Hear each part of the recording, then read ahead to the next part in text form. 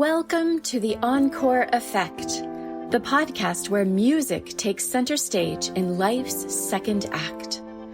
Brought to you by Encore Creativity, America's largest choral organization for adults 55 and older. This inspiring series celebrates the transformative power of music, community, and creativity in the later years of life. Each episode will share moving personal stories from Encore singers across the country and dive into fascinating conversations with experts in neuroscience, gerontology, and the arts. Discover how choral singing is boosting brain health, improving well-being, and lighting up the lives of thousands of older adults nationwide.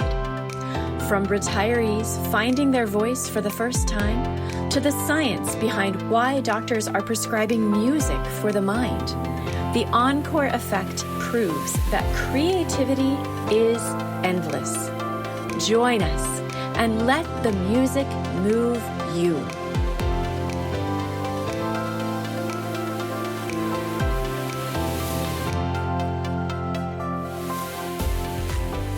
Hello, friends, and welcome back to the Encore Effect, where we're having conversations about encore creativity for older adults and the power of music and arts on our health. And I'm so excited today to talk to Jeff Dokken. I'm Joshua Vickery, Encore CEO and your host. Maestro Jeffrey Dokken is recognized as one of today's most dynamic conductors, having performed at prestigious venues including Carnegie Hall, the Kennedy Center, and the White House. He currently serves as music director of the Rome Symphony Orchestra, the oldest continuously performing professional symphony in the American South, and principal guest conductor of the Guayaquil Philharmonic in Ecuador. Dokken has conducted internationally respected ensembles, including the National Symphony of Brazil and orchestras across Europe and South America. He conducted the world premiere of Philip Glass's Concerto for Flute and Orchestra in Florence, Italy. Beyond classical music, Dokken founded Encore ROCKS, where he's been a conductor since 2012, which is a part of Encore, the nation's largest choral programs for older adults. And he serves as music director for the NFL's Washington Commanders.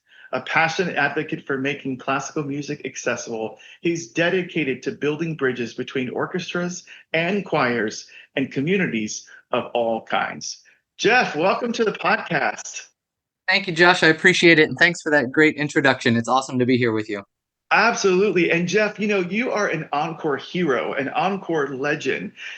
Our singers absolutely love spending time with you in rehearsal and learning from you. Just recently, I saw you in action in Detroit teaching some amazing music at Motown. So they're a fan of you and you are a fan of Encore. Why are you a fan? Yeah. Sorry for interrupting. I just was excited to jump in and agree with you. Yeah, I mean, Encore is my home. Like you said, I'm so fortunate to do a lot of stuff all over the world, but Encore is where I belong. It's where I keep coming back to. And not only is it the music, honestly, it is the people. I frequently say everybody should get to experience at least one point in their life the love that I experience from the singers at Encore. It is truly and utterly overwhelming, and it definitely is reciprocated. And we'll get into this, I'm sure, but the thing that really I find just so fascinating and that I love so much is how my perspective on life has changed because of these singers. And what is that perspective? How has it changed? Yeah, I started working at Encore a very long time ago. I was the fourth employee, I think, of Encore, and just the second or third conductor. So I've been around this group forever. And when I started, I was, 25, 26 years old. And so my view of what an quote unquote old person was I think what a lot of 25-year-olds, think. And then I started spending time with these people and I was like, holy cow, their lives are fulfilling and rich and they can sing and make music, as any person of any age can. And I mean, it's cliche to say that age is just a number, but for so many of these people, that is like genuinely true.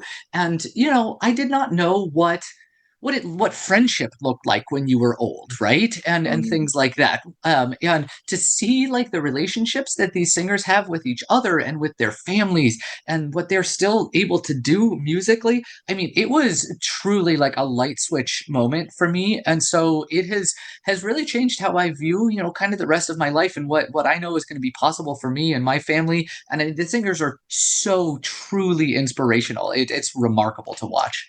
Yeah, you said that so beautifully, and I couldn't agree more. You hear these phrases like age gracefully and age beautifully. And, before I started working at Encore, I think probably like a lot of people in their early 40s, you think, I don't want to get older. That's scary. Or thinking about retirement and all of those things to come.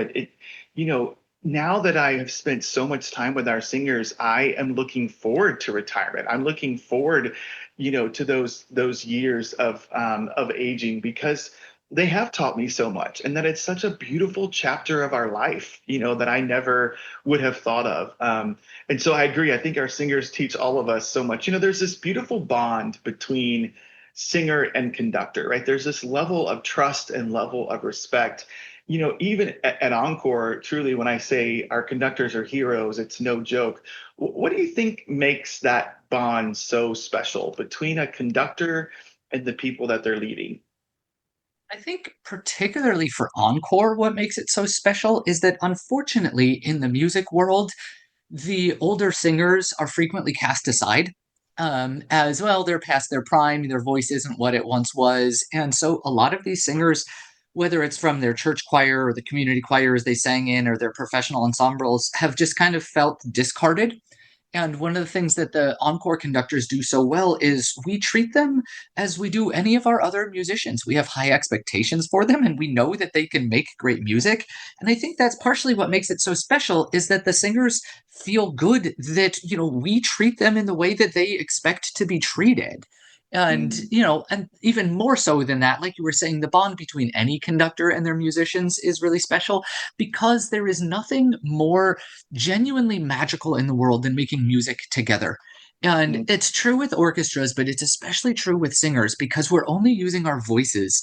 And so that relationship with the conductor that, the singers watch us, they listen to the accompaniment, they listen to each other, and then some magic, just this ethereal magic happens and music is created. And it's kind of indescribable. I do a lot of media appearances and stuff like this, and I frequently get asked to describe, the relationship of music making, and it kind of is indescribable. And encore is the purest form of it, right? Because everybody is there because they want to be there.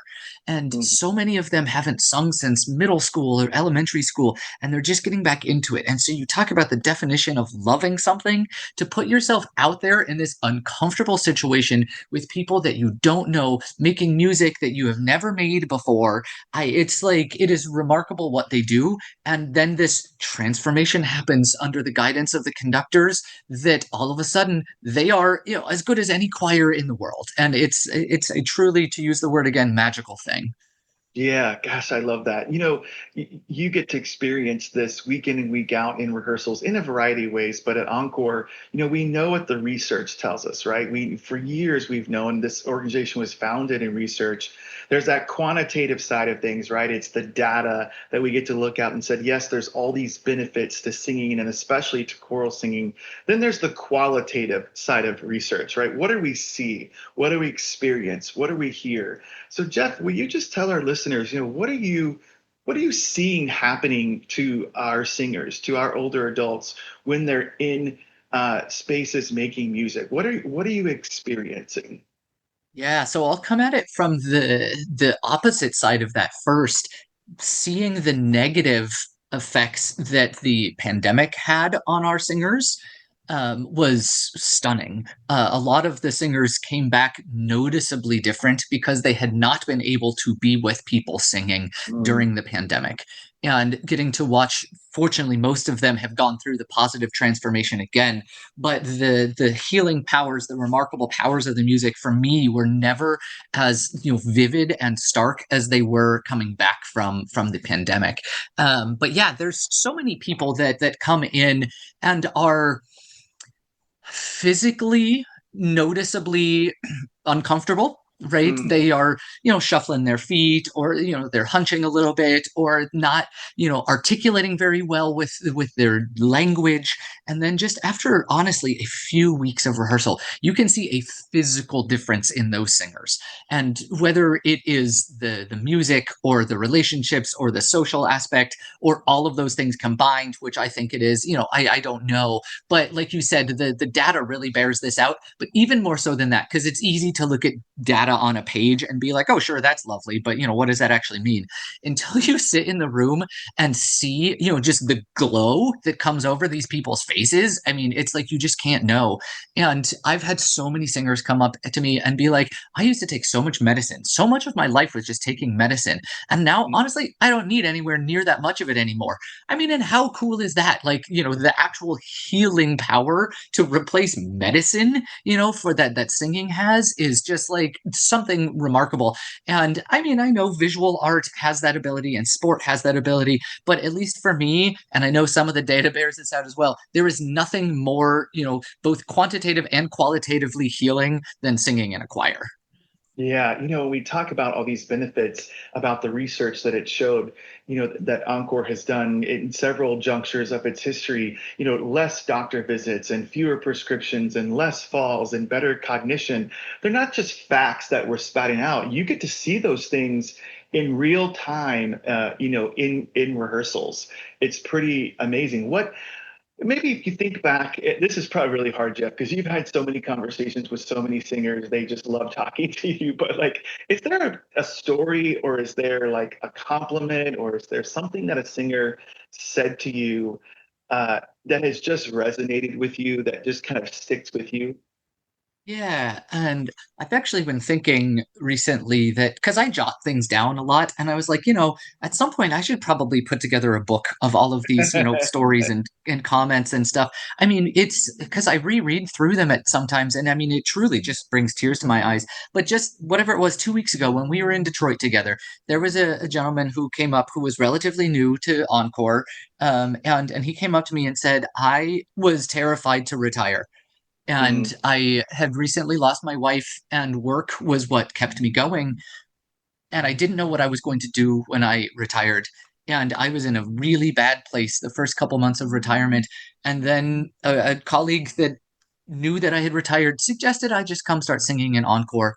And he said, and he was getting emotional saying this to me. He was like, you cannot imagine the difference that it has made in my life, both healing from my grief and then also giving me a sense of purpose, because I was somebody who was defined by what I did for a living. So I didn't know what I was going to do when I didn't have work anymore. And so for him, finding that sense of purpose in Encore, I mean, what better mission can we have in life than giving people like that a sense of purpose and a sense of mission and friendship and, like solace from their grief. And so that's just one story of millions, but that's something that just happened a couple weeks ago, that somebody new to Encore has found it so transformational already. I love that. I think Encore is such a lifesaver, a life raft to so many people, and it's truly building community. So, Jeff, you are, goodness gracious, a conductor, a performer, a composer, a consultant, a pianist. You play brass and percussion, and I think you do it all. You're a singer. Like, where did this whole journey begin for you? I just picture like little Jeff on a stage somewhere, like belting out some musical theater songs. But like, how did this whole Yeah. love of music get started? So my mom is a very good musician, and she sings with Encore with us during our summer camps, which is so fun for me. Was not a professional musician, but was a wonderful avocational musician. And then I have an older sister who's 4 years older than me, and I always tell everybody that she's the talented one in the family.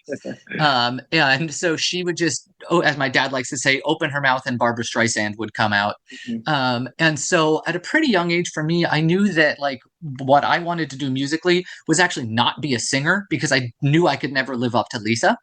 Mm. And so I started playing piano and started playing, euphonium and trombone in school. And I realistically thought that I was going to be a professional soccer player. That is what I thought I was going to do. And that music was just going to be secondary for me. But, I did all the plays and I did, orchestra and band and choir. And I mean, music was a huge part of my life, but it was always slightly secondary to sports. And then my senior year of high school, my band director had gotten a new job before graduation. And so the principal just said that they were going to play a recording of Pomp and Circumstance. Mm. And I was like, well, why don't you let me conduct the orchestra instead? And he's like, do you know how to do that? I was like, I'm sure I can figure it out. Um, and it was at that moment, I mean, it literally was like a light bulb moment for me. I was like, oh, this is what I want to do.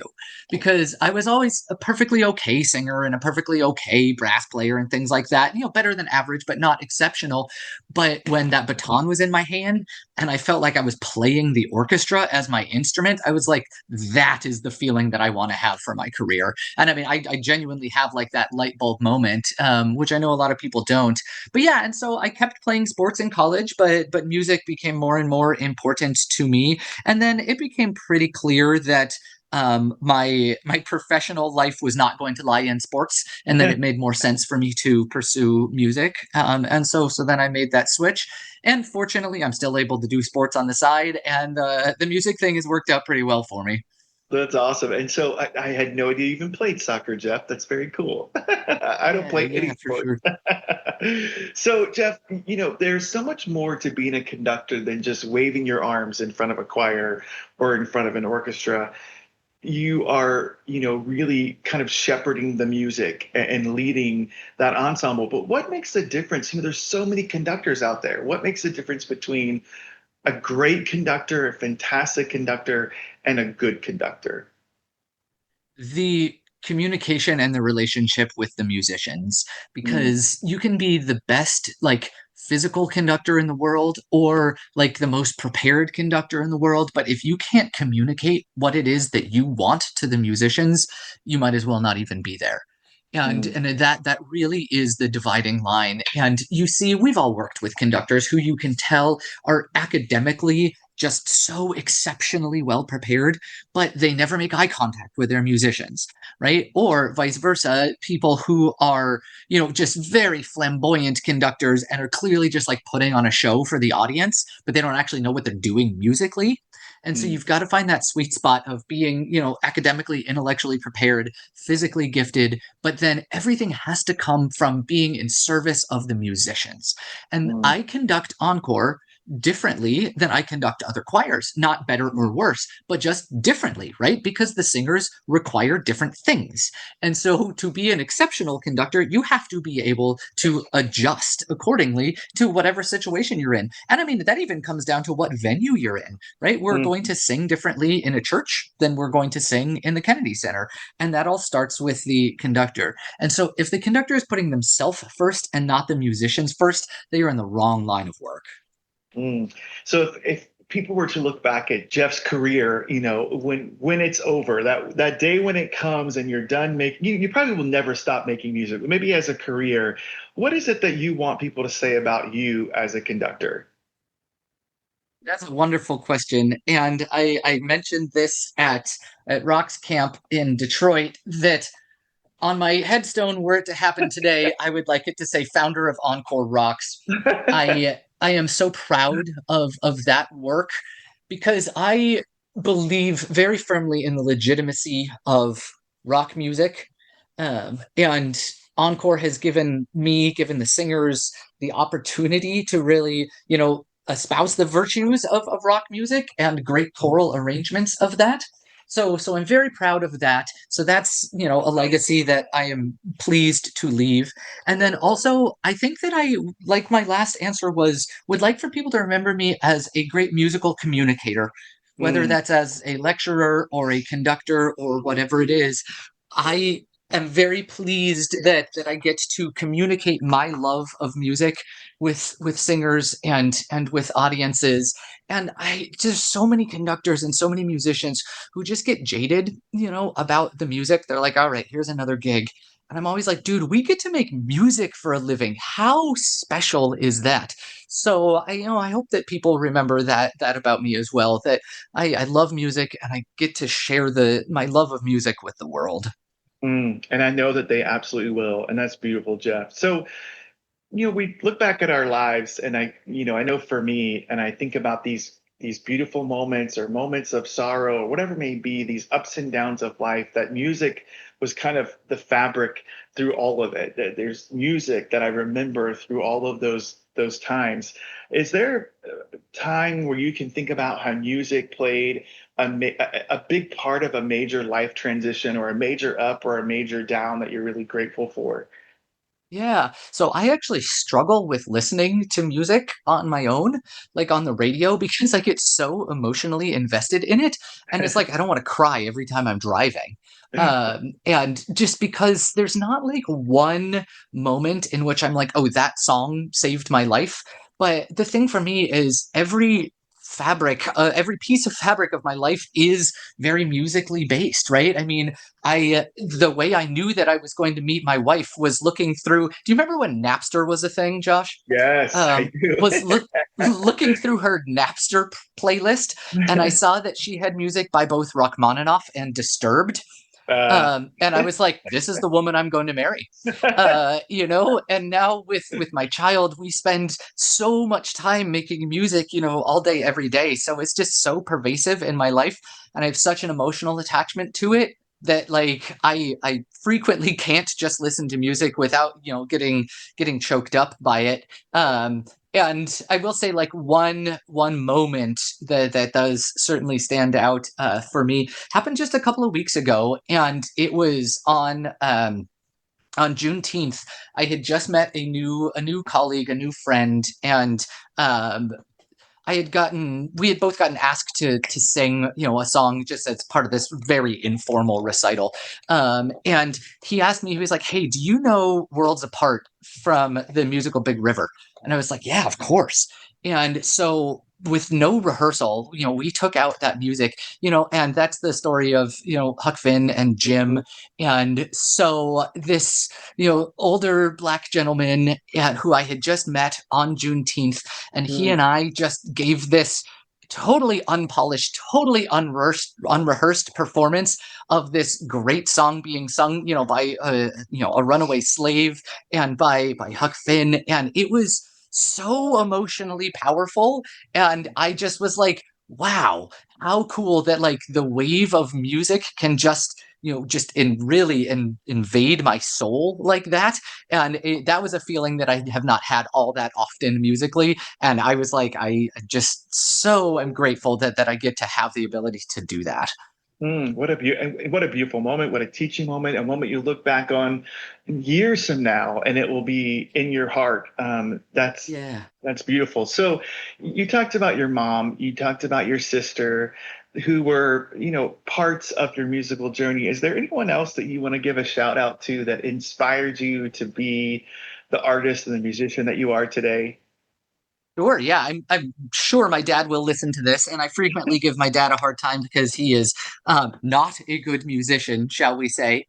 But he is the greatest lover of music and so supportive. And in two very concrete ways, he has made my career, really kind of be what it is. Number one, he instilled an incredible love of rock music in me, and I mean, and now that's hugely what I do in Encore, right? And I mean, kind of the whole impetus behind Encore Rocks, like, was my knowledge of what I consider oldies rock, and that directly came from my father. And he also has an encyclopedic knowledge of history and rock history, and that directly translated to me. And so I'm so grateful for that.